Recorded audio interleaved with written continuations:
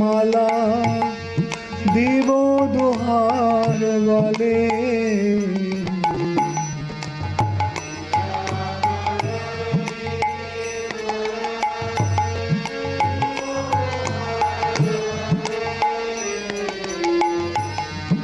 অধরে তুলিয়া দিব কর্পূর তাম্বুলে।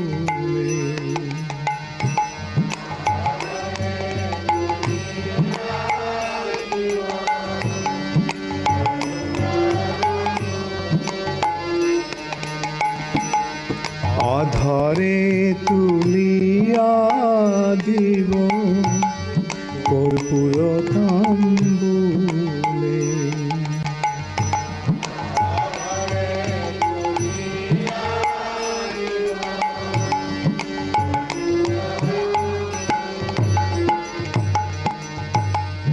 ললিতা বিশাখায়াদি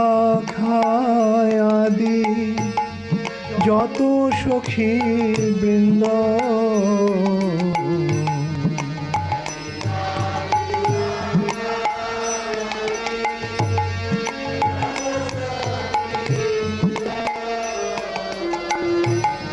ললিতা বিশাখায়াদি যত সখী বৃন্দ,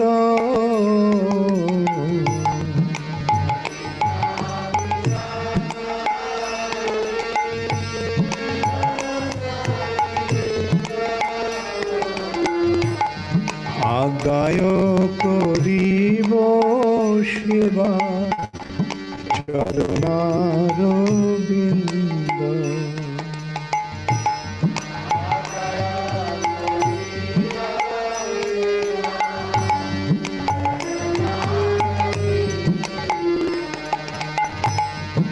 আজ্ঞায় করিব সেবা চরণারবিন্দ।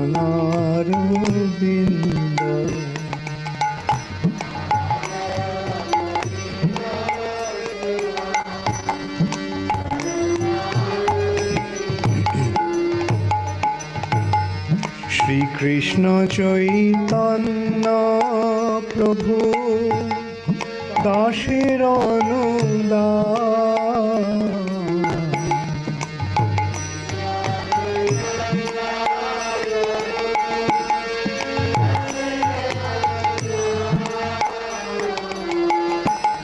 শ্রীকৃষ্ণ চৈতন্য প্রভু দাসের অনুদান।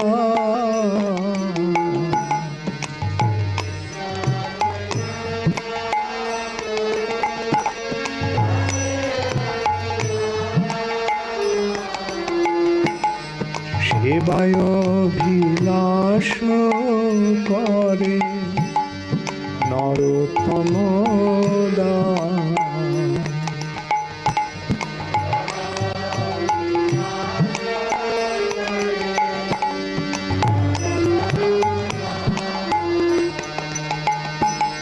সেবায় অভিলাষ করে নরোত্তম দাস।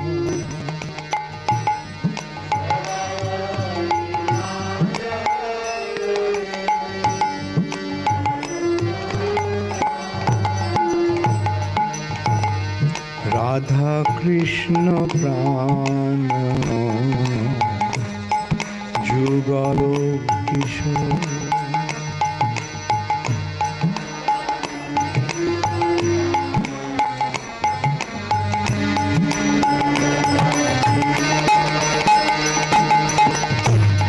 রাধা কৃষ্ণ গান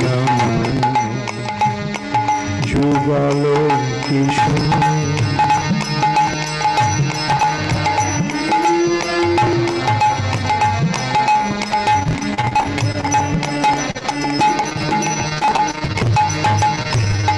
জীবনের মরণে আর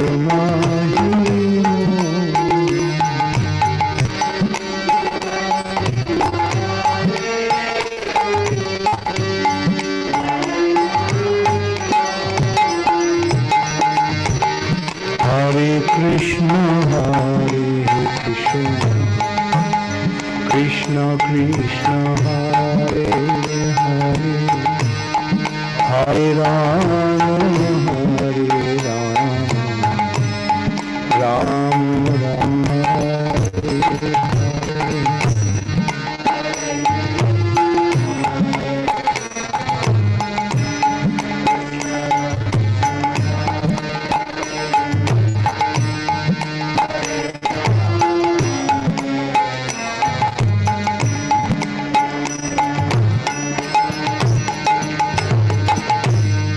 Hare Krishna, Krishna Krishna, Hare Hare, Hare Rama, Hare Rama, Rama Rama, Hare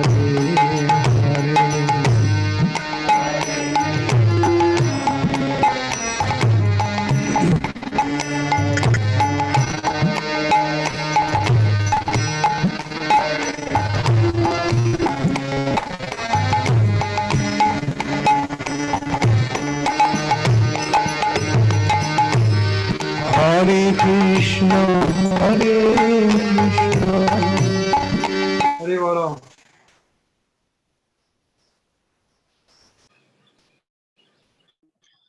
Hare Krishna, Prabhuji. Hare Krishna, are you able to hear, Prabhuji? Your My voice first time to Jane, but I'm only zoomed in. Hare Krishna. So we are very fortunate to have His Grace Mahatma Prabhu. So we are very happy to have Prabhuji. I will just give a brief introduction about Prabhuji. Mahatma Prabhu was born in Los Angeles, California in 1950. And in 1969, at the age of 19, he met first time with Srila Prabhupada through his Bhagavad Gita as it is, and then later that year met Srila Prabhupada personally in Los Angeles temple. In January of 1970, Prabhuji moved into temple in Berkeley, California, and shortly after received first and second initiation from Srila Prabhupada. He went on to do a variety of services, including book distribution, Sankirtan leader, temple president, college preaching, congregational development, and various educational projects. Mahatma Prabhu is well known in ISKCON for his recorded and live music, and most notably his recording of Brahma Samhita, but also for his workshops on such essential topics as japa, forgiveness, humility, vows, and marriage. Prabhuji is based in Alachua, Florida. He lives with his wife Jahanva Mataji and daughter Braj Sundari, and Prabhuji travels about 4 months in a year. Prabhuji is a ISKCON initiating guru and has disciples from many countries around the world. So we are very fortunate to have association of His Grace Mahatma Prabhu. So we welcome him by loudly chanting one time Hare Krishna Mahamantra. Hare Krishna, Krishna Krishna, Hare Hare, Krishna Hare Hare Hare, Rama, Hare Rama, Ram Hare Rama Ram. Rama, Hare Hare Krishna. Thank you for inviting me. And I want to help all of you in any way I can. It is my honor to try to serve you. If I can be of service, I'm here. I had mentioned to the disciples of Bhakti Charu Swami, anything I can do for you, then please let me know how I can help you. We're in Alachua, which is about 2 or 3 hours away from the project that Maharaj is doing in DeLand, although I'd never been there, but I was hearing about it. And Maharaj came here, but I think it was before I returned from India. He had come to Alachua. And let me tell you a little bit about myself. I was asked, speak about your coming, my interactions with Prabhupada, and interactions with Guru Maharaj, your Guru Maharaj, and some questions. I have a concern that's pretty big, and I think it would be useful if you had some questions about this. I became a devotee in 1969. I'll explain my concern, and I can incorporate that with my story about how I came. I came in 1969. At that time, I think there were about 17 temples in the world, and I joined in California, and there were 5 or 6 of those 17 were in California.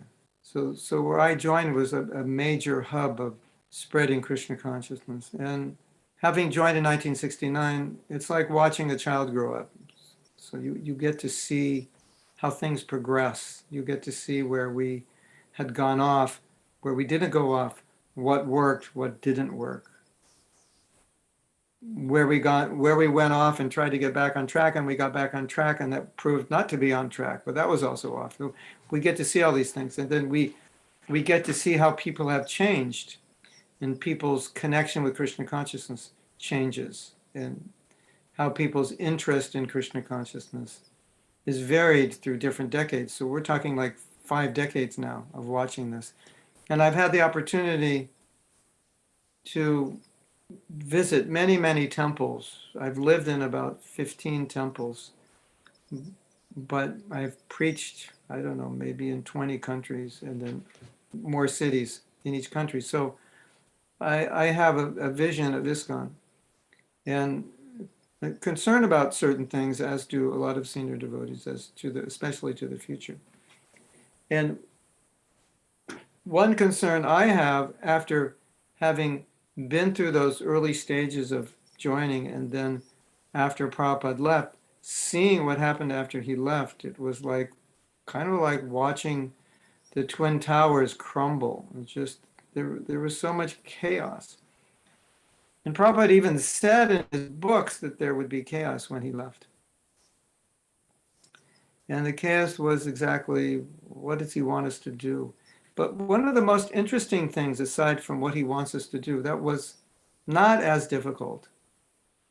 What was more difficult is clarifying what he said about certain things. There were certain things he said that we started disagreeing on, which we thought were clear, then we would disagree. And it was quite a strange phenomena for us, because we grew up learning Krishna consciousness and assuming we understood everything very clearly. After Prabhupada left, there were some things that weren't so clear, and we started questioning. Guru Tattva was one, Varnashram was another, the fall of the Jiva Rasa, and practical things would come up, and because society was changing, and so there'd be more practical concerns about things. That maybe situations we didn't have when we were younger. And so we'd have to look at all these things. And then there were some disagreements amongst devotees. No, Prabhupada wants this. No, he wants that. He never wanted this. No, you're too liberal. No, you're too conservative. And so having lived through that, and having watched many, many of our God brothers just leave ISKCON feeling like, oh, we're not true to Prabhupada anymore. We haven't understood him. It became a concern. So I just wanted to, if we can evolve this discussion, maybe you've had this discussion before. If you have, then it wouldn't be necessary. If you haven't, or you want to have more of it, if we could evolve our discussion a little bit in the direction of how do we go forward in the absence of our guru, and being able to work together, and what do we do when we understand what he wanted differently? One last thing I want to place on that is that there's a phenomena, and it's a reality we can't avoid, that we understand things differently, not just because of our level of Krishna consciousness or understanding of Krishna consciousness or how well read we are, but also because of our culture. So you can hear the same thing from the same person, but being raised in a different culture, when it gets inside your mind, it goes through a filter, which is filtered through that culture. And that culture is also dependent on your age. 20-year-old in India, a 60-year-old in India hears the same thing. It may mean something differently. Again, means something differently to an American, to a South African, to a Bengali, because Maharaj had disciples all over the world. So these things are extremely important for us to work on, because we don't want dissension, we don't want rifts, we don't want factions, we don't want infighting. And I think it's so important that when our spiritual master leaves, that we don't, in the name of serving him, start fighting about what he wanted. And this is like I think the ultimate paradox. And this happened to us with Prabhupada. It still happens to some degree. You're doing, in the name of finding the Siddhanta of Prabhupada's instructions, you can do something which is exactly what he didn't want you to do, was fight about it and dissent to the point where it creates factions and devotees go against one another.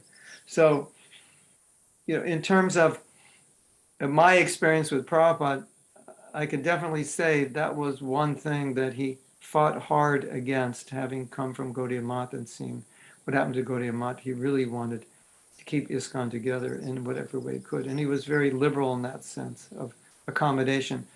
This idea of the whole house, build a house in which the whole world can live. Prabhupada was willing to accommodate. My wife was just telling me today, she was reading a story. I don't know which devotee it was, but up to the day of their initiation, that devotee was eating meat and taking drugs. And actually that week at some point, maybe if not that day. And Prabhupada was so liberal. So you could, it's just amazing how he was willing to accommodate people. So if you're going to build a house in which the whole world can live, you have to be able to accommodate with compassion those who maybe don't come up to the standard you would like them to come up to, or maybe don't understand things your Guru Maharaj said the way you did, but to make room for them, and also in your own mind and heart make a room for a bigger understanding. So I think that's extremely important, because after the Guru leaves, this is just there's potential, a lot of potential for misunderstanding, confusion, dissension. What to speak of, we're already in a weakened condition. And the last thing I want to say on this, I just wanted to get this off because I think it's important. When Prabhupada left, there was not a long grieving period. And in retrospect, everyone that was asked said the biggest mistake that we made is we wanted to jump in and start doing things according to what we thought Prabhupada wanted. We just wanted to make things happen without sufficiently grieving, without sufficiently considering what we were doing. It may seem like what we were doing to us was the right thing, but in retrospect, we see that much of it wasn't. And everyone in retrospect looked back at it and said, we needed a lot more time to think. We needed a lot more time to grieve. We needed a lot more time to get over it. And basically what happened was Prabhupada left in November, and in March of the next year, the GBC had passed a resolution or had finalized or at least agreed that Prabhupada wanted 11 devotees to initiate. And I think one or two were already initiating, but it wasn't official. They made it official then. So it was, we're talking about 3 months after Prabhupada left, all of a sudden there's new gurus. It was too fast because we hadn't got over, it's like your father dies and 3 months later your mother remarries and there's another man in the house. It's like, no. I mean, of course, in Indian culture, just remarrying would be bad enough. But imagine she remarried bad enough. Imagine she did it 3 months after your father died. So it was a little bit like that. We weren't ready for it. Things happened too fast, and all of a sudden it was like Prabhupada was being replaced by other gurus, and we didn't even know how to do that and what that meant. And so in retrospect, we all realized we need to take things slower. So I would just make that suggestion that it's not like you need to do anything right now. What do we do now? We have to, understand his mission and go out there and take it to the next level. We were like that. And in doing that, we ended up going against one another because we understood things differently.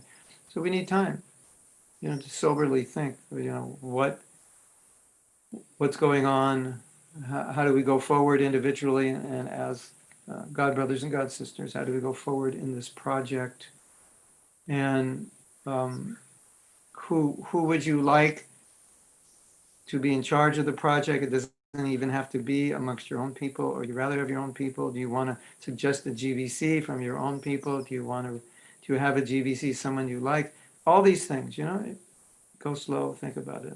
These are just things on top of my mind based on my experience. So I used my time to say what was my experience with Prabhupada to say these things. I thought that was the best use of that time. And I would like you to ask questions about this. Interactions with your spiritual master, most of them were in Mauritius. I was temple president there in 1982 and 83, and then I had left and turned over the temple. I don't really like managing temples as much as I like preaching and kirtan and doing festivals, so I turned it over. And then I said, I will come back later, and I will just come back as a traveling preacher. So I came back as a traveling preacher, and at that time they were building a new temple, and the temple president at that time, his health wasn't good, and the project had gotten a little bigger than he could handle comfortably. So they asked me to take over the temple, and then I did. And then we had one GBC, and it was a little difficult for him. And so we asked if Bhakti Charu Swami could come, and so he had agreed, and so he came as a co-GBC. And I at first spent time with him in 1989. He had come there, and he was still translating.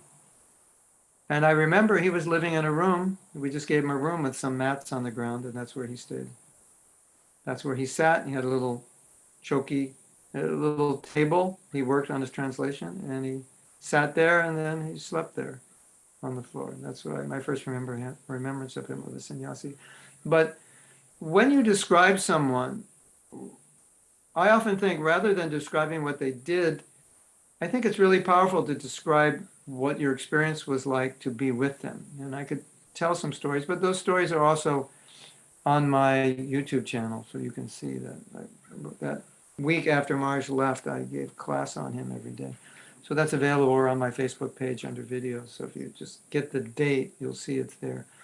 And the first video was transcribed also. I assume that transcription's on my website. So, but I'm an American, and we are raised in a different culture than you as Indians. What to speak of being raised as a Vaishnava? So Americans are passionate people. They're not considered highly cultured. They're considered, I would say, more pragmatic. They might focus more on getting things done practically. That's most important than the etiquette with which you do it. The manners which you conduct yourself. It's more kind of like in America, if you get it done, the ends justifies the means to some degree, not entirely, but to some degree. Just let's get the job done any way we can do it. And that kind of substitutes as etiquette and culture. And so coming from America and trying to be Vaishnavas, Vaishnavism, it's about humility. It's about sattva. And as Americans, sattva and humility were not something that America was deeply rooted in, at least not today. And so my experience with being with Maharaj was almost kind of like, when your dhoti is dirty and you don't notice it, you only notice it when you're next to someone who has an impeccably clean dhoti and not one wrinkle in his dhoti or his kurta.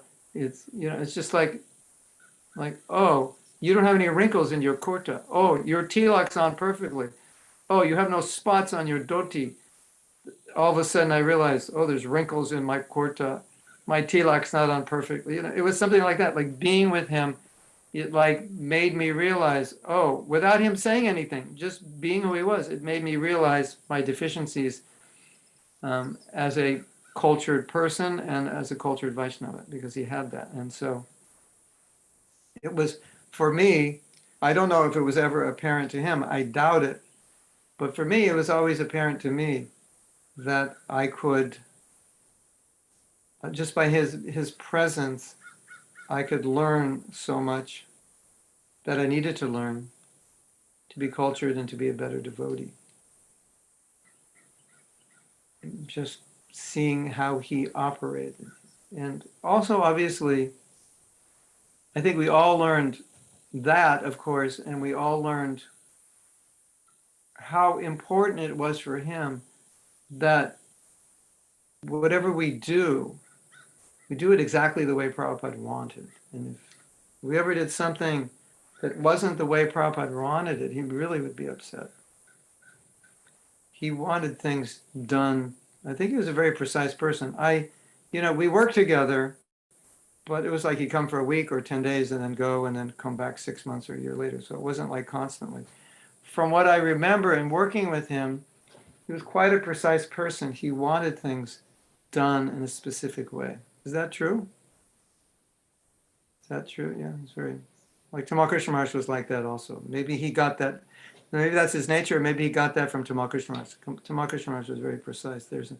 This is the way Prabhupada wants it, and this is the way we have to do it. So I saw that in him, and sometimes we may take something for granted. Does it really matter if it's done this way or that way? And so being around him, you would see what you could take for granted and what you couldn't. And there's some things, no, this is what I wanted it, this is how it's done, and we must do it this way. So he took that preciseness into many areas of his preaching and of his life. And as you know, specifically in terms of how he wanted us to dedicate ourselves to ISKCON. So to him, he felt being a precise person, he felt there's a problem, and we need to give more emphasis, not just to Prabhupada, but we need to give more emphasis to all senior devotees, all senior preachers, because you can't give emphasis to Prabhupada and not give emphasis to other seniors, in the sense that Prabhupada is your Param Guru, but that means he's your Siksha Guru. And so if we give more importance to our Siksha line of teachers, that automatically gives most importance to Prabhupada, but it also gives more importance to the Siksha Guru. And when we give more importance to the Diksha Guru, it has the tendency to take Prabhupada a little out of the center, because the Diksha Guru becomes all important. And so he understood that precisely. He could see that and he worried about it. That if too much emphasis is given to Diksha, that will also affect how we see Prabhupada, because he's not the Diksha Guru of successive generations. Diksha Guru is more important, more stress. That means eventually that stress on the Diksha Guru, the importance given to him, could start to overshadow the importance given to Prabhupada. And in the future, hundreds of years from now, Prabhupada may be seen as the founder Acharya, less relevant, and the Diksha Guru most relevant, where he wanted to establish an organization like in the Sri Sampradaya, where everyone is focused on Ramanuja and everyone is serving Ramanuja, Diksha Gurus, Siksha Gurus, something like that. So he understood this. That was his preciseness. It wasn't foggy in his mind. So I appreciated that. He was, he would know something, analyze it, get clear on it, and then demand this is how it would be, and precisely see where it would go if we did it correctly and where it would go if we didn't do it correctly. So those are I would say, in thinking of him, those are two things that I want to use. I don't want to use the word impress me, but I'm thinking of another word, affected me. Those are two things that affected me personally for my own betterment, that I could, well, actually, there's two other things. The fact that he was traveling and doing these seminars everywhere, which means that he was caring for his disciples. And the fact that he was doing these seminars, retreats, and absorption in Krishna Lila means he was absorbed. He was definitely absorbed in that. That was he had the adhikari, he had the qualification to go there, and that he could share that with you because of his qualification. So I noticed those two things. I had been in South Africa sometimes when he was there, and I heard that he was doing a retreat, and then I found out that he does these all over the world, where he has large numbers of disciples. And I thought, oh yes, that's really nice. He's taking care of his disciples. He's taking out time, giving them time. So I appreciated that. He cares about them enough that he would do that. And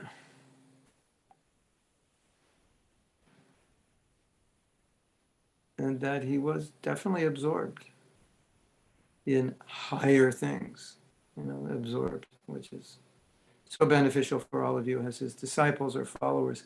The last thing I wanted to say, and I know you probably didn't intend for me to say these things, maybe others have said this, but maybe this can generate some discussion.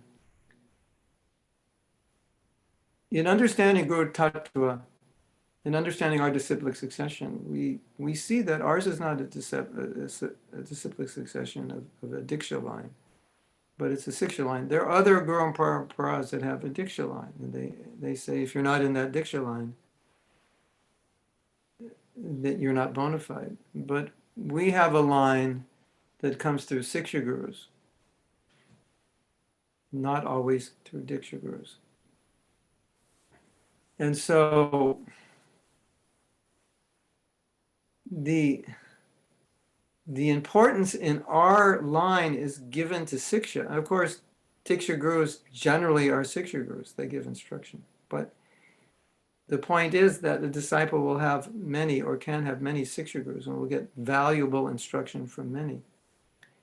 And as you probably know, he wanted you to understand that and take shelter of Siksha Gurus. But I'm specifically saying this for those who will have to take a Diksha Guru in the future, and you were already Maharaj's disciple. And then there may be this guilt, well, what if I take Diksha and then Maharaj becomes my most important Guru? And there's a question that was asked about this, and I think the answer is perfect. The question was asked after Prabhupada left. Some of Prabhupada's disciples were getting second initiation from their godbrothers. Excuse me for 1 second.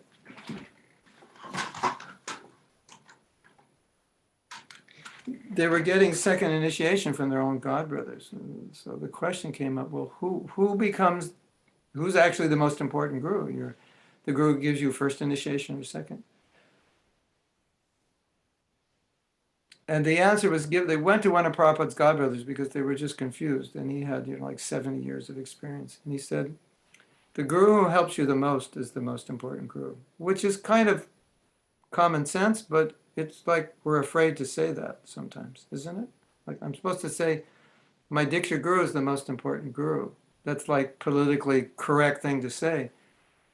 But the reality is the guru who helps you the most becomes your most important guru. Your Diksha Guru is always important, no doubt.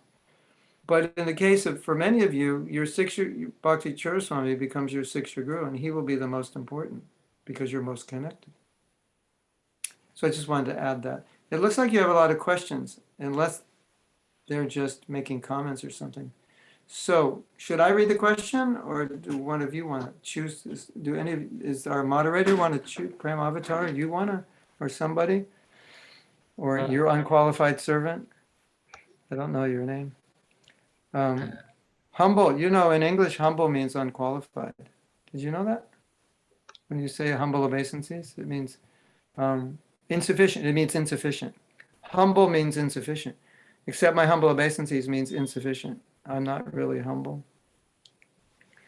And so whatever I offer it's not really real.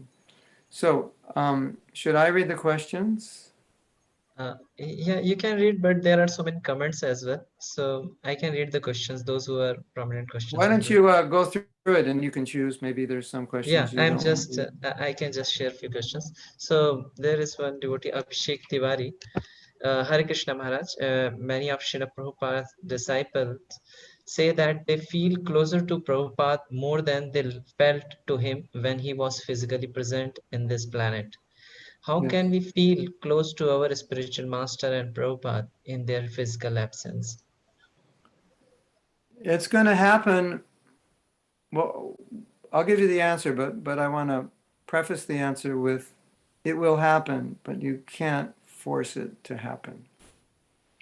It happens when you connect, when you take responsibility to further the mission of your spiritual master and the mission of Prabhupada. Now, you know how much he wanted you to work within ISKCON and make ISKCON better. So anything you're doing within ISKCON is direct service to him, and you will feel close to him by doing that. And any direct service you can do for that project, if you're in Ujjain, that's his project, or you're in Deland in Florida, or any of the projects that he's working on. Any of the things that you know he wants you to do, when you engage in those projects, you feel close to him. And in the initial stages, it's a little, what's the word? It may be a little obliviated because you're more aware of that he's not present than he is present, because you're still in shock that he's not present. So that's predominating your consciousness. But as you, over time, as you engage in service, specifically any service which is directly engaged in his projects or in projects that make ISKCON healthier, better, you definitely know this is what you want to be. You will feel close. And the interesting thing is, it's simultaneous. It's a Chinta Beda Beda Tattva, because Prabhupada had wrote a Virashtaka Ashtakam about his Guru Maharaj feeling separation, and especially feeling separation when he was seeing the disintegration of the Gaudiya Math. But Prabhupada many times said, I was never separated from my Guru. When he came to Mayapur, when they got the land, he didn't stop at Yogapith. He didn't stop at the headquarters of Gaudiya Math. And he was criticized for that. He said he didn't come. Gaudiya, Samadhi is there of Guru Maharaj. He didn't come. And Prabhupada said, they do not know that I'm always with my Guru Maharaj. I don't have to go in there. He's always with me. That was Prabhupada's feeling. At the same time, he's writing a poem of separation, Viraha Ashtakam. So it's not like we don't feel the separation. We feel that pain. We can't see, we can't talk. There will be difficulties in the absence, at least for some time we'll have to sort out, and difficulties in our own heart. But at the same time, through service, you feel so deeply connected. My personal experience is, the more you take responsibility in the service of ISKCON, in the service of your Guru Maharaj, the more you feel he's with you, because you know that's exactly what he wants you to do. And you just, it's almost like automatic. You take that responsibility, you feel the presence of Prabhupada in your spiritual master. It's like inherent within that. So we can understand Prabhupada saying, I never felt I was separated from my Guru. How could he ever feel separated? His whole life was dedicated, or at least the end of his life, was entirely dedicated to his mission. So how could he feel separated? If you're serving someone, if you're sacrificing your life for someone, how can you feel separated from that person? As I said, it takes some time to realize this. Not all of you may have the experience right away, but as you're trying to realize this, and also realize his presence through his instructions, and by following Prabhupada's instructions, as you try to realize this, over time, you will feel it. And obviously you can't force it. It's not just a philosophical understanding, which will give an experience, but you'll feel it. You'll experience it. It'll happen. Don't worry, it'll happen. You may be lamenting, how will I go on in the future? You will feel close, and some of you will feel closer. Another reason you'll feel closer is based on the reason that I said initially, that things you thought you understood, you're going to go back and realize, I don't know if I understood what Maharaj was saying. And there may be differences of opinion about what he was saying. So it causes you to examine what he was teaching, causes you to examine more closely. What did he want from us? What did he want from ISKCON? How did he want us to be as Vaishnavas? How did he want us to be as grand disciples of Prabhupada? All these things you have to look at, you have to question, you have to analyze. And in doing that, you become closer. You feel closer because he is his instructions. What I feel with Prabhupada, which helps keep me close, is that when you're trying to understand what's in his heart, what's in his desire, and you're working to manifest that within ISKCON, within the Vaishnava community, like really, how can you feel any closer to a person than that? You're trying to be and live and give others exactly what he lived for, right? Let's say Prem Avatar, let's say you were a Grihasta, your father died and you took over the business. You would be so conscious of your father. This is his business.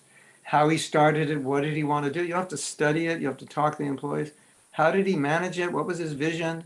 How did he treat you? How did he not treat you?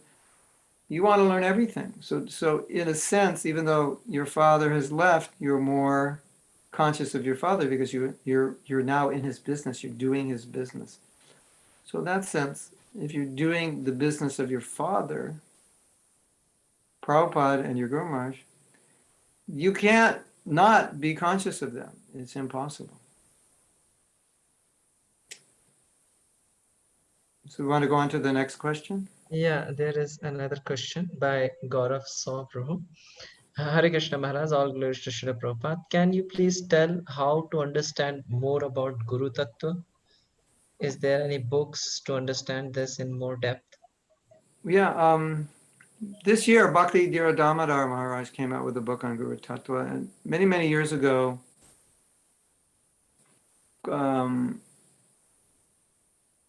Shivaram Swami came out with a book on Guru Tattva. I think Gaur Govinda Maharaj must have something on Guru Tattva.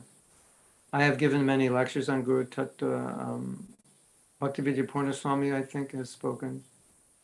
Let me explain a little history so you'll understand what the problem is, because you may not even feel that there's any problem. The history is that when Prabhupada left, we didn't really know how the newer gurus were supposed to conduct themselves, because the thought was that Prabhupada's the Acharya, so whatever the Acharya does, we should just do what he does, right? We should follow his example. That was the thought. And so then we thought, well, if Prabhupada's the Acharya, then everything he did as guru was meant for us to do as guru. So we should just copy it. So that's what they started doing. They started becoming little Prabhupads, having their own Vyasa-sanas, having their own Vyasa-asanas, having their own Guru Pujas every day, having their own quarters, everything, everything's very special. And you might say, well, what's so wrong with that? Well, you have to understand, when Prabhupada left, there were 5,000 devotees in the movement, but they were all god brothers of the new gurus. So like if you go to Ujjain and say, okay, here's the room of our Guru Maharaj, and like that. It's like, what's the problem? He's the founder, he's the guru. If you had 1,000 other of his god brothers and god sisters there, then it's a little bit of a problem. Like, why him? Why him only? Just because he's Diksha Guru. So what was happening was that the whole concept was, okay, Diksha Guru is good as God. And then there was no concept of Siksha Guru, that other people performing the function of Guru but not giving initiation. So it was all about initiation, because Prabhupada was initiating Guru. So we only knew Guru in terms of Diksha Guru. And so whenever we said Guru, it meant Diksha Guru. That's what it meant. It didn't mean Siksha Guru. We had no concept. So everything got focused on the Diksha Guru, and then all the energy went to the Diksha Guru, all the resources went to the Diksha Guru, and then all the god brothers kind of lost out. It's like one day we're all the same, the next day 11 of them are, like elevated to a position far beyond us, when actually nothing really happened other than they took the service of Diksha Guru. They agreed to give initiation. And so that it kind of became like this, instead of it should have just stayed like this. And so for generations, we were suffering because there was no acknowledgement of Siksha Guru. And there was also the GBC wasn't so freely letting other people initiate. So there was, then 11, and there was like 3 more, a few years later, then 3 more. They were like, it's kind of like letting open the dam a little bit. And so you may have heard this term zonal acharya. So what happened was each guru had their own zone. And so everyone who was joining in that zone, they all became their disciples. And one of the problems with that, it was some people wanted to be disciples of another guru. We had many gurus in America. You just drive 500 miles, there's another zone, another guru. And so that created a problem because there was pressure on people. You should take from this guru because everyone else in this temple has. And so what's wrong with you? Why do you want to take from someone else? That's not the way it's supposed to be. Maybe the biggest problem that we realize that's come out of all of this is that when people were joining, because they were joining in a temple where there was a guru, it was like, that's their guru before they even know what a guru is. It's like subconscious. It's like, And what we're supposed to do is point to Prabhupada and say, that's your guru, develop a relationship with him, and then after 6 months or more, if you want to accept a guru, then you find somebody. Doesn't have to be the guru here. Don't even assume it has to be the guru here. You find somebody who you feel can bring you closer to Prabhupada, who connects you to Prabhupada. Whereas in the old system, it was that guru. Prabhupada was kind of like become irrelevant, and it wasn't like anyone Prabhupada. They would say, I have a connection with my guru, but I don't have a connection with Prabhupada. And so we realized over the years that the first connection has to be with Prabhupada. That's the foundation. And then once you have your connection with Prabhupada, you find a guru who inspires that connection, who reminds you of Prabhupada, makes you feel like, oh, this person can bring me closer to Prabhupada. So with us, it was kind of the other way. You find a guru, and he becomes everything, and Prabhupada's like, he'll teach you about Prabhupada. You'll never really understand Prabhupada. You have to hear it through him. Everything has to be explained through him. You'll never really, So no one was listening to Prabhupada lectures. Why should I listen to Prabhupada lectures? Listen to my Guru Maharaj lectures. I can't understand Prabhupada. And so that became the problem. And so it became the movement after Prabhupada left was all Diksha Guru oriented. They had the disciples, the money, the influence, and the philosophy got skewed because of that. And Prabhupada, we said keep Prabhupada in the center. Yes, he's in the center. We're distributing his books. But in so many ways, he was not in the center. Those gurus had become the center. And so ISKCON went through reform. There were lots of meetings and reformations and papers written and discussions. And to this day, it is still going on in ISKCON that the senior devotees are not satisfied. And to this day, Bhakti Charu Swami was not satisfied that we had not resolved this Siksha Diksha dilemma in a way that the senior devotees were appreciated much, much more as being Siksha Gurus. And Prabhupada was appreciated as the Guru, and all of us as servants of Prabhupada, helping our disciples get closer. And because Maharaj preached this, he was accused of being Ritvik. And in a sense, you could say he was, except Ritvik means you can't give initiation. But the Ritviks, they want to put Prabhupada in the center. They're very Prabhupada-centric. It's very healthy. It's the problem is they don't believe that Prabhupada's disciples can initiate. It's a huge flaw. So Maharaj, you being criticized as a Ritvik was actually a compliment, that he wants Prabhupada in the center, and he doesn't want to take a position as a Diksha Guru that it would anyway obliviate Prabhupada from the lives of his disciples. So now you have a problem in India. Maybe it's a problem, maybe it's not. I'll throw it out. You have a couple of problems in India that we don't have in America. In America, we don't have flock mentality. We have more of an individualistic mentality. So just because everyone is doing something, the Americans think, well, let me research it. Why should I do it? In India, it's more everyone's doing it, so I'll do it. My family, my father took so-and-so as guru, I'll take him. Whereas the Shastra says, no, it's not like that. You go find who is a bona fide guru. You find the guru who is most suited to you. You find that guru who can most inspire you. You find that guru who most enlightens you. you find that guru who you're most inspired to surrender to. That's the system. Indian culture is more gang philosophy. We do everything together. So that goes against our, it's not bad because if everyone is choosing one guru in one place, it's not bad because the guru is bona fide. But what's bad is we don't teach people that, no, it's your decision. This is not because your father did it or because 90% of the devotees in this temple do it. You choose. There are many gurus. You listen to them. You choose. You have to make that decision. So that was something Maharaj was also concerned about, and many devotees are concerned about because it reflects this zonal zonal era where there was one guru dominating, and Prabhupada became.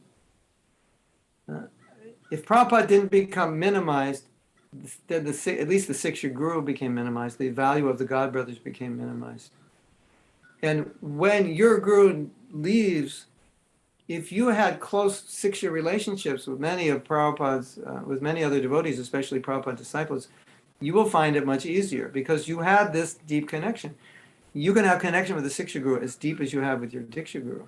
And if you have that connection, it's going to be easier for you. Whereas if your Diksha guru is everything, I'm not really connected to Prabhupada, I'm not really connected to anyone else, those devotees will have the hardest time after their guru leaves. Those who are connected with Prabhupada will feel a deep relationship and or have a deep relationship with another senior devotee, they'll have the easiest time because they will feel, I'm protected, guru is one, it's the same milk from a different breast, it's the same ISKCON, they'll feel that I see my guru in this guru, it'll be easier for them. So that's something about Guru Tata that relates to the history of ISKCON specifically. Hare Krishna, thank you very much for such a wonderful answer. There is another question by Sundar Damodar Prabhu. Hare Krishna Maharaj, Dandavat Pranam. Please accept my humble obeisances. We cannot express our gratitude to all of Srila Prabhupada disciples who took so much anxiety, hardships, struggles, following in the footsteps of Srila Prabhupada. Maharaj, we are having fear to lose all of your physical association. My question is, Maharaj, I would say, how can we may not lose the experience, commitment, and all the realization you have shared with us? Want me to answer one question at a time? Yeah, there is 2-3 questions here. Well, the disciple wants to become one with the guru. And so let's broaden the concept of guru. We can say all Prabhupada disciples, they're your uncles, they're your aunts, they're your gurus. Learn from them as much as you can about Prabhupada. Learn from them Prabhupada's mood. Try to imbibe that mood and try to share that mood with others. That will benefit you, that will benefit others, that will benefit the movement. So it's the same answer. And that way, once you imbibe what you got from them and carry it, you will feel Prabhupada's association, you will feel close to them. Being a disciple of Prabhupada, I can say, and I'm saying this from my perspective of being with them, I'm not saying it from my perspective. I don't want to say it from my perspective. So I'm saying from my perspective of associating with Prabhupada disciples, there's something special about them because of what they went through, what they understood, their proximity to Prabhupada, and watching him in action and experiencing what it was like to be with Prabhupada. And you can get that from them. You can get it a little bit from those who weren't with Prabhupada as they hear from their spiritual master, but there's some nuance that you can't replace when you hear from someone who was actually with Prabhupada and grew up in ISKCON during those times. It's special. So being around that, you will get that. You will get something special. You will get something uncommon. And I would say get it, imbibe it, understand it. It doesn't have to be personal. The memories are there. We have, I don't know what they're up to, like 80 hours or 100 hours of memories with Prabhupada's disciples. If you just Google Prabhupada's memories. ITV has done that. It's the fact that they're here and they can speak to you about their realizations, this is, it's gonna all be gone sooner or later. Of course, there are books, but many of them were not recorded, many of them were not written. And you also feel something by being in their association. So listen, there's so many classes now on Zoom. You can hear so many classes, you can hear from so many seniors. Listen, imbibe their mood, try to understand what they understand about Prabhupada, ask them what they think would be the best thing for you to understand in order for you to be successful individually and successful collectively, and also successful in spreading Krishna consciousness as far and wide as possible. Wherever you see a Prabhupada disciple, tie them up. If you can't tie them up digitally. And if you can't tie them up digitally, at least go to the recordings. I hope that answers your question. If it doesn't, you can continue to answer. You can ask more. You can ask me to elaborate on it. Yes, Maharaj. There is another part of the same question. Please share your realization in your long practice of Krishna consciousness. I think one of the most important realizations is to understand the value of Krishna consciousness, what Prabhupada gave, what Mahaprabhu is giving. And the more you understand it, the more you realize how fortunate you are to have it, and how incredibly valuable it is, and how inexpensive it is. Because sometimes we think, spiritual life is difficult, and sometimes we minimize Krishna consciousness. There's so many religions, and there's so many other people, and so many devotees are not so great, and so many devotees have left, and we have so many problems, and so we minimize all of this. We maximize the price of becoming Krishna conscious. We minimize the value of it. It has to be the opposite. We always have to appreciate the value of it, and we always have to realize the price is minimal. And there's one other thing that I often think of. When we look at Prabhupada and what he's teaching and what he gave us, just the thought in my mind is, who else is there to take shelter of? Who else can give you that kind of shelter in this world? So that has always kept me very stable and chaste to Prabhupada. Even if Prabhupada said something that, I don't understand this, or this doesn't seem correct, according to our material experience, or what scientists say, or like that. But it always boils down to, who are you going to trust? Who can you trust? So that's always been my solace. There's so many people saying so many things. In India, you have so many gurus saying so many things. And a lot of what they say is just so wrong. And when I hear that, I think, who else can we trust? Where else can we go? What else can we do? So these are thoughts that have helped me remain inspired. Third part is, please enlighten that mistakes devotee face in journal and practice of Krishna consciousness, so that we do not commit the same and learn from them. Well, the main mistake is that Maya tells you something and you believe it. That's the main mistake. I was giving class this morning, and I was saying, Maya has this power of, I said a few weeks ago, Maya has this power of painting pictures. She's a good graphic artist. You look at something and she photoshops it. So it doesn't look, what you're looking at is not anymore what you're looking at. You're looking at the Photoshop version, which is how you're going to enjoy it and how everything's going to be beautiful and peaceful. So that's one thing Maya does. She uses Photoshop. And then when you see the Photoshop version, like, wow, last time I did that, it didn't look like that. Let's do it now. This looks so much more beautiful.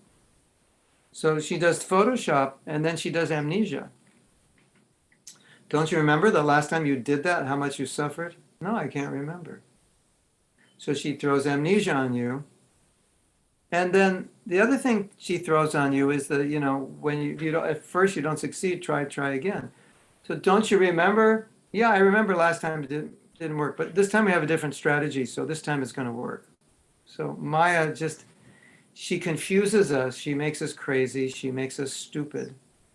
And my best advice is just don't listen to Maya, because anything in your life that's not Krishna conscious, it's just Maya talking to you, telling you, you should think this way or have this attitude or do this. So anything that takes you away from Krishna, it has to be Maya. By definition, where Krishna doesn't exist, that's Maya. And by definition, wherever Krishna exists, that is spiritual. So I think that's the biggest problem. And then we start hearing things, social values, social conditioning, what the media is programming us to believe. You have to have any self-worth, you have to have a title, big education, a lot of money, drive a good car, live in a nice place, otherwise what will people think of you? All that stuff. That's all just the voice of Maya. We think it's logical, intelligent, and there may be some logic and intelligence to it. But when it takes us beyond what is proper or necessary for us to be Krishna conscious, then it's Maya just talking. Work harder, get more. So you work harder, chant less rounds, read less Bhagavatam, but you're more successful. And Maya's saying, just see, you got promoted. Now that you're promoted, you get to work 13 hours a day instead of 10. And you get to work on Saturday, but you make more money so you can get a bigger flat and a nicer car. And you're thinking, I'm successful. But all that actually happened was your sadhana suffered tremendously, and therefore your spiritual life suffered tremendously. And you weren't recognizing that. Maya was telling you, take that. It's a prestigious job. There's more money. The ramifications, you weren't thinking, because that's Maya's job, to convolute your thinking so you don't think straight. That's what she does. She's expert at that. So that's what I would say. I mean, that's one thing. Many things could be said. But Maya is going to put thoughts in your mind that if you believe, you're going to harm yourself. A lot of times we say it's my mind, but Prabhupada said it's Maya speaking to you. Maya's in your mind talking. And I think rather than say it's my mind, if we say Maya speaking to me, it's easier to understand and easier to defend ourselves. Because if it's my mind's so strong, I can't control my mind. No, Maya can't stop listening. That's easier. To stop listening to your mind, because we identify with the mind, is more difficult. To stop listening to Maya, that's an entity outside our mind. Maya is speaking in your mind. Now it's in your mind as if it's yours, but it's hers. Stop listening. It's extremely important. Another Okay, question by okay. Anish Kapoor.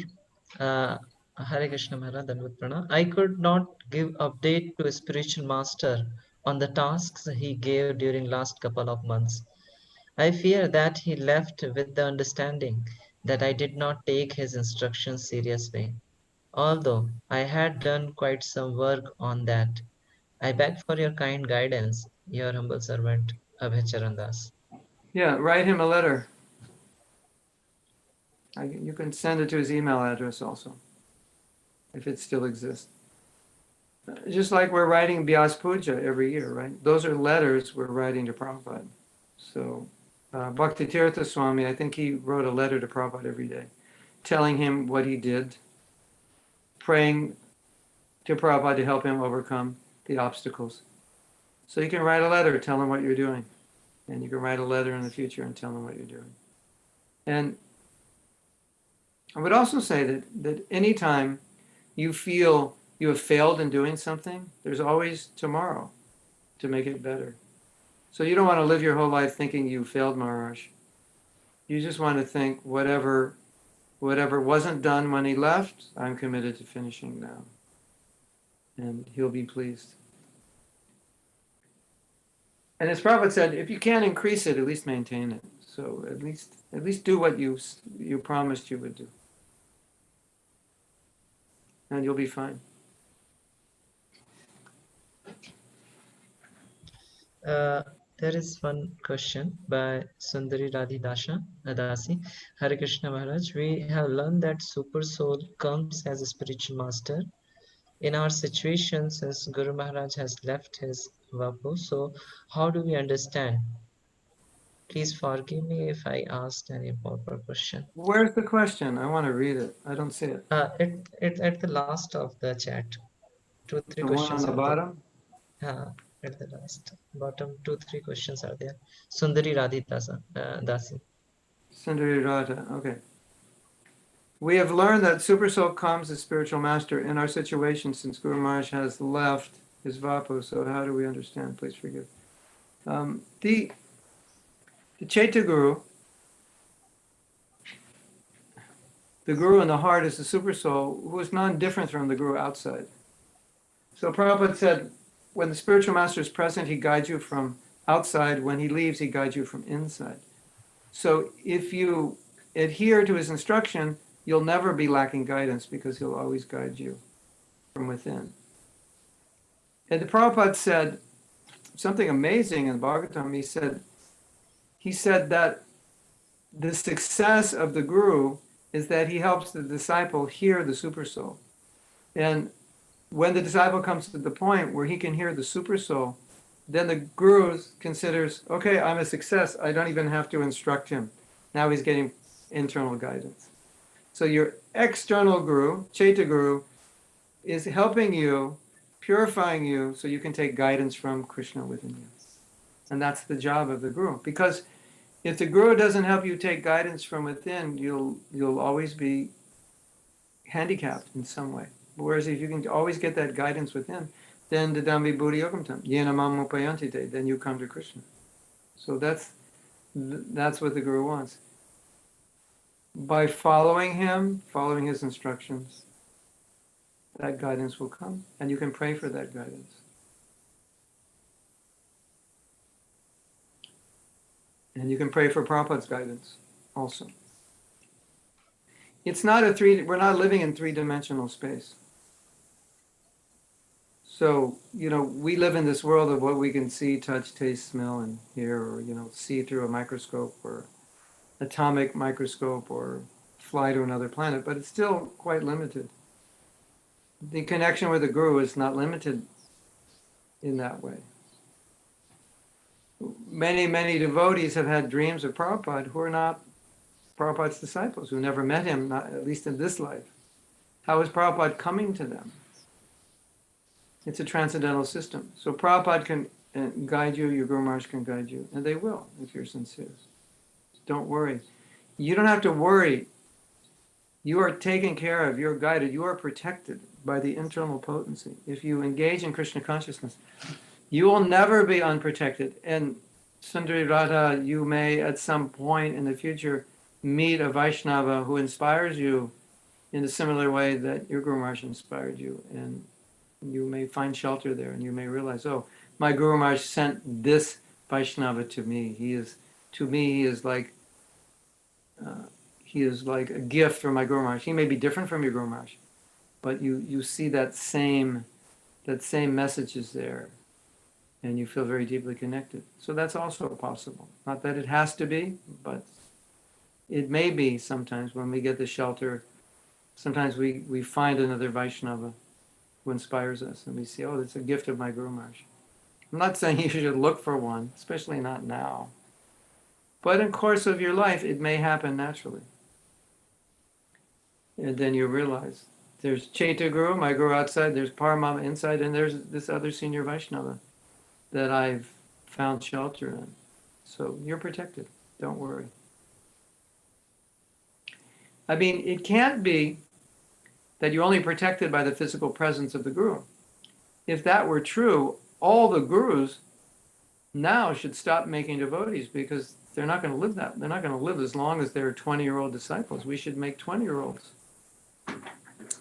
We should actually find brahmacharis in the Guru pool, like we're highly qualified at age 13, 14, make them gurus, and let them make disciples up to maybe the age of 25. And then all their disciples will live their whole life with them. Because if we need the physical presence of the Guru, we don't want to have senior Vaishnavas initiating, because a lot of disciples, I'm sure, of Maharaj only had his association for a few years. So it can't be dependent on physical association, and it can't be dependent solely only on him. And that's why Maharaj was so adamant about staying within ISKCON, because then you have the association of so many gurus, a whole institution of gurus.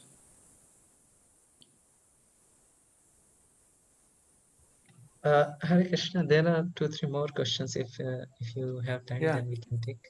yeah, go ahead. So, one question is from Jagatjivan Pro. Maharaj, Okay. is there any over endeavor in spiritual life also? If yes, then how to draw borderline? Yeah. Well, over endeavor would depend on the individual because what one devotee can do, another can't. And over endeavor would mean you're doing something that's causing you to fall into the modes of passion and ignorance, or causing you to minimize your sadhana, or causing you in some way to pollute your consciousness. As a result, you've over endeavor. You know what? Can you over, or you're over endeavoring in your sadhana to the point where you are disobeying your Guru Maharaj's order. Maybe you're chanting 64 rounds and he said, no, I want you to preach, chant 16. So that could be over endeavor also in terms of doing too much sadhana. So it depends on situations, because sometimes Prabhupada didn't want us to take on burdens, financial burdens, because he said it was too much anxiety. And sometimes he felt like if we didn't take on financial burdens, we would just sleep and life would be too easy. So it's good, there's both things. It's good to have a little stress. Bhaktisiddhanta used to have his brahmacharis collect money for projects. And after they collected the money for a project, he said, I need you to collect money for this project. And they said, well, we just did. And he said, well, I spent it on something else.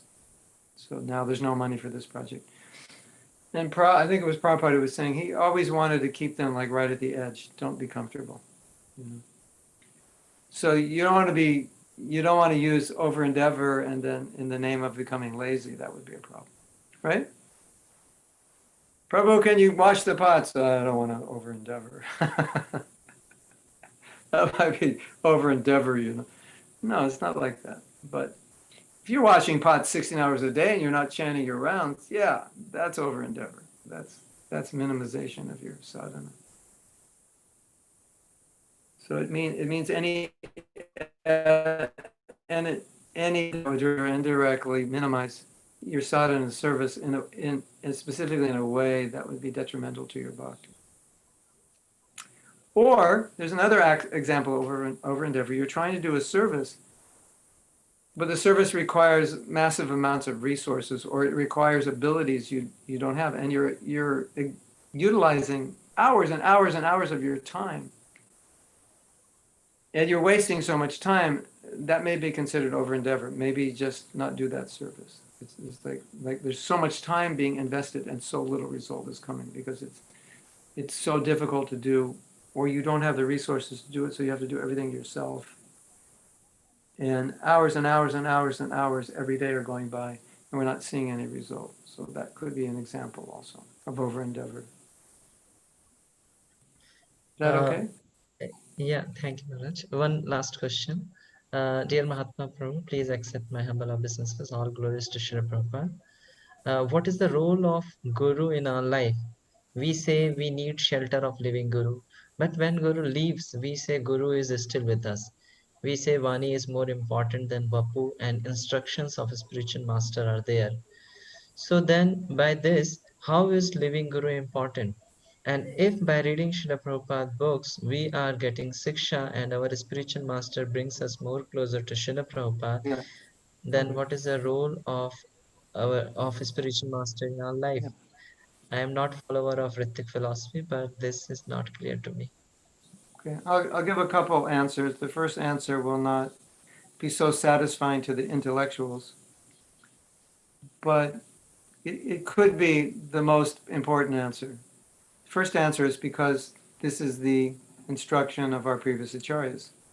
So even if you don't even understand why you should do it, like why do I need Diksha? I'm already chanting Hare Krishna. I follow the principles. I've taken shelter of Prabhupada. I have a Siksha Guru. Why do I have to take Diksha? Because the acharyas say you should. So that's one reason. A couple of things happen. You're officially accepted by Krishna at that time. That's the process. You're officially accepted into the disciplic succession. And now at this point, you've made a commitment also at that time to chant 16 rounds. Where let's say you're not initiated. You've never made a public commitment yet to chant 16 in front of the devotees, the fire, the deities, and your spiritual master. So now you're promising this person, I'm going to do that. So that's also part of the value of it. Now, everything else you said in your question is totally correct. And I could even take it further by saying what you could have asked and saying, I chant 16 rounds. I've taken shelter of Prabhupada. I have a 6-year guru. I'm free from my sins because of doing these things. I see Tulsi every day. I take Charnamrita. I see Jagannath. Why do I have to take a guru to become free from sins? And I have a 6-year guru. And the answer to that is, if you are not ready, for whatever reason, due to lack of faith or lack of ability, to accept a Diksha guru or accept Diksha, then don't worry about it. Just keep going on. You do have a guru, and you can have many gurus in ISKCON, and you do have the holy name. The point is, like Prabhupada gives the point, he said, if you do deity worship, it'll help you bring you to Shuddhanam faster. So doesn't it make sense that if I'm qualified to do something, I should do it? It's a samskar, it'll help me. So, okay, 16 rounds, fine, I'm chanting, Am I going to go back to Godhead if I'm not initiated? I'm chanting 16 rounds? Definitely, maybe. How about if I'm going back to God if I'm chanting 16 rounds and initiated? Definitely, without the maybe.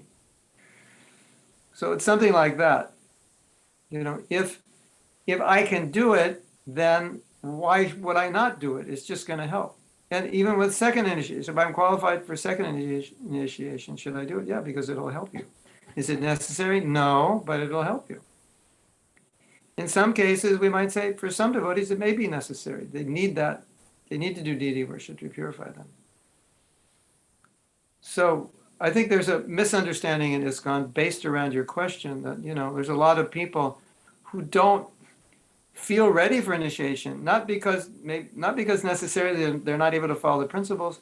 Maybe they're just very attached to Prabhupada and they just haven't met another guru that they felt like they're ready to surrender to. That happens to people. They've always focused on Prabhupada. Or maybe in the case of some of you, it's going to be you were going to take initiation from Maharaj and now you're not, and you're just like you're just happy taking Siksha from seniors and taking shelter of Prabhupada, and you don't really feel anything strong for anyone at this point. That's fine. Don't worry about it. Keep going. And at that point, when it becomes natural and you feel ready and you want to do that, then do it, because it's a samskar which will help you. And as we said before, even if you take from that Diksha guru, he doesn't have to be the most important, or she now, the most important, well, there's no she's yet. He doesn't have to be the most important in your life. A lot of times devotees will have a Siksha guru, and then they'll find a Diksha guru, and then the Siksha guru becomes less important or neglected. That's a mistake. The Diksha guru is not meant to replace the Siksha guru. And in some cases, it may be that you may have a Siksha guru for like 10 years, and that Siksha guru doesn't give initiation, like Bhanu Swami doesn't give initiation. So he's like, I can't find anyone to take shelter, only Bhanu Swami, but you'll have to find someone to take Diksha. So then you ask someone, can you give me Diksha? And he said, yes.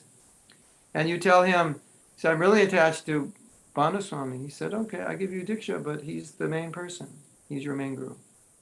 So sometimes it's like that. The Diksha guru, then it just becomes like an official ceremony. You're connected. It will help you. You respect your Diksha guru. You do the, get initiated, give the dakshin. But your Siksha is all coming, or primarily coming from this Siksha guru. So it can work that way. So there are all kinds of ways you can fit in. It's not just one. If you're interested in this topic, Bhanu Swami has spoken about this. It's somewhere on YouTube. He's given some classes on Guru Tattva, and he gets into it much more than I'm getting into it. But he does make the natural point that if you're chanting 16 rounds following the principles, why would a ceremony like drastically change that? And the answer is it wouldn't. You're already on your way. But if you are able to do it, it's part of the process. So you should do it. It's recommended. There's a story of a man who was helping Prabhupada, but he didn't want to get initiated. He was doing tremendous service.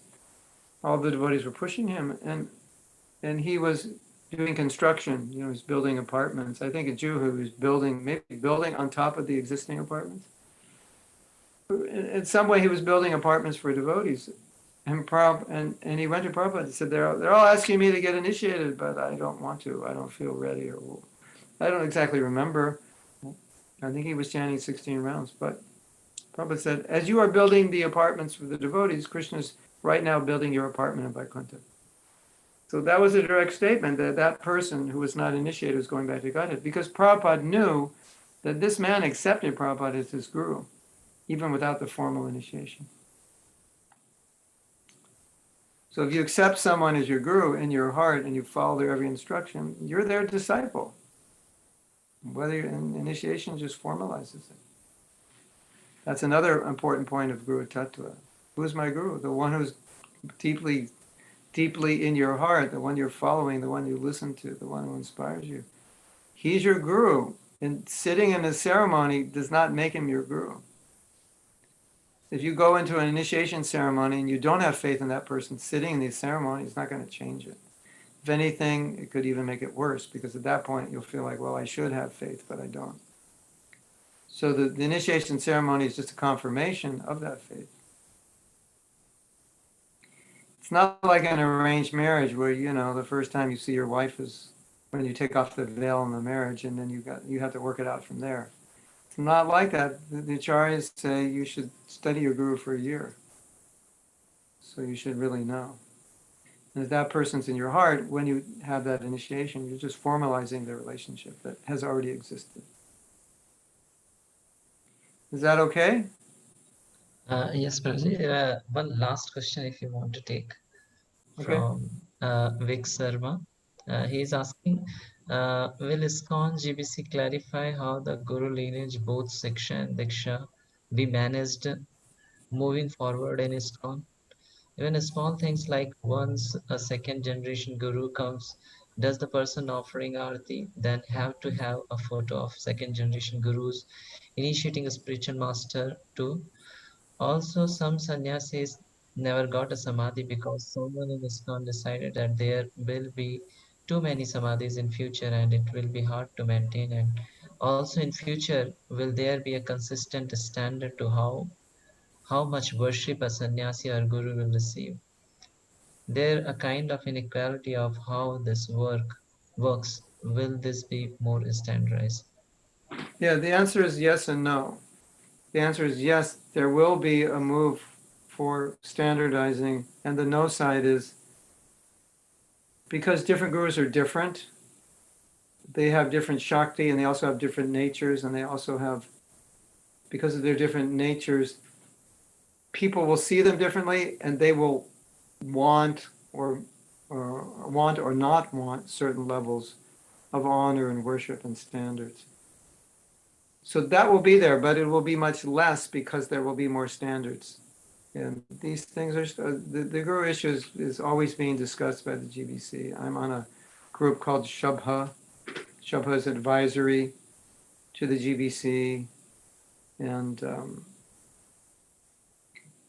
senior devotees, every senior devotee feels like these issues around Guru need to be resolved before we're all gone. And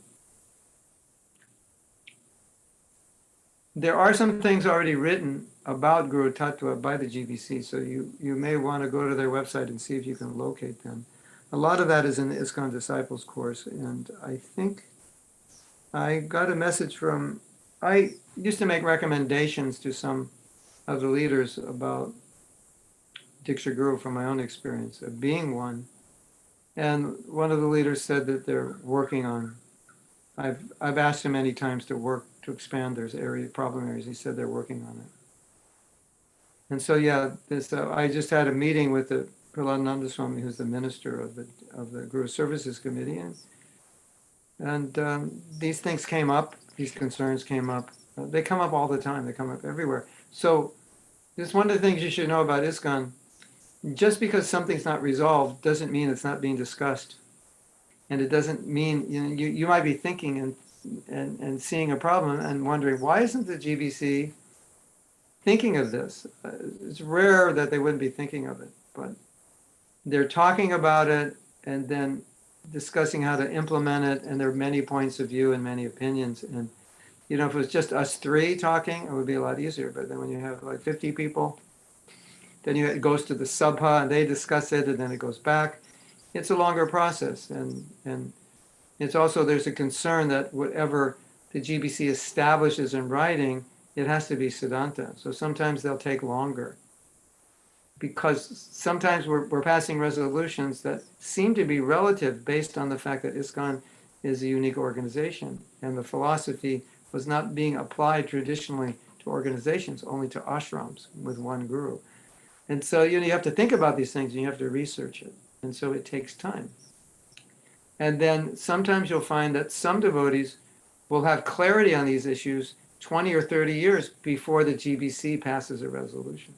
That the whole GBC didn't have clarity, also due to the workload, but because they're sensitive issues. So that's a long way of saying yes.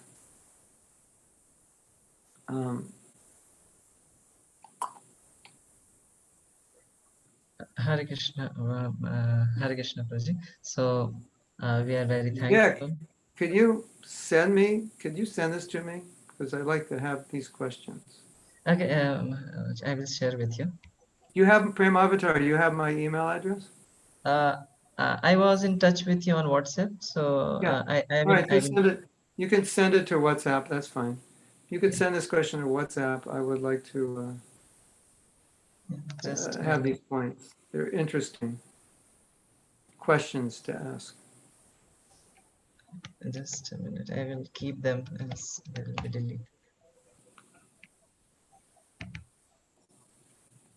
Okay. Hare Krishna. So we are very thankful to you, Prabhuji, for giving your valuable time, and we express our heartfelt gratitude to your grace for enlightening us. Especially, you guided us on many practical challenges that we would be facing, or the questions which are in our heart.